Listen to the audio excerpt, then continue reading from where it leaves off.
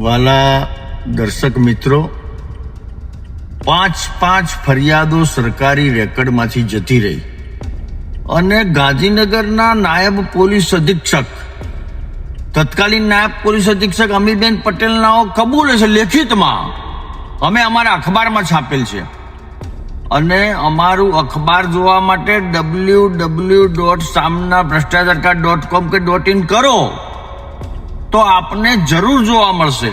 અમે તો રાષ્ટ્ર અને પ્રજાની સેવા માટે જ બંધાયેલા છીએ અને સેવા જ કરીશું. પરંતુ તે છતાં આપ જુઓ, ઘણી વખત સરકારનો વાંક નથી હોતો, માત્ર વાંક આ ભ્રષ્ટ અધિકારીઓનો હોય છે.